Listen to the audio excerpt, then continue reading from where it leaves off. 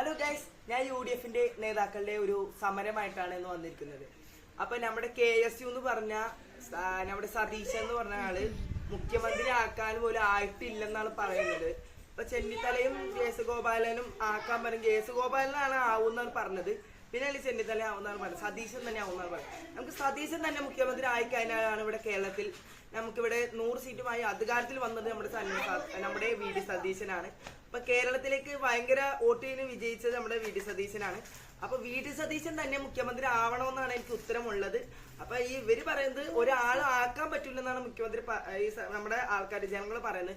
ജനങ്ങൾ തന്നെ പറയുന്നത് സതീശനെ തന്നെ മുഖ്യമന്ത്രി ആക്കണമെന്നാണ് പറയുന്നത്.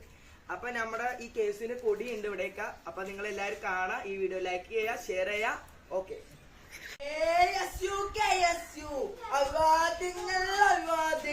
കേരളമായ അഴിവാദ്യങ്ങൾ, ഞങ്ങളെ ചങ്കിലെ റോസാപ്പൂവ്, ഞങ്ങളെ ചങ്കിലെ റോസാപ്പൂവ്, ഞങ്ങളെ ചങ്കിലെ റോസാപ്പൂവ്. അപ്പൊ നമ്മുടെ KSU-ന്റെ ഇതുവരെ തിരിച്ചു വരുമാണ് ഇന്ന് നടന്നിരിക്കുന്നത്.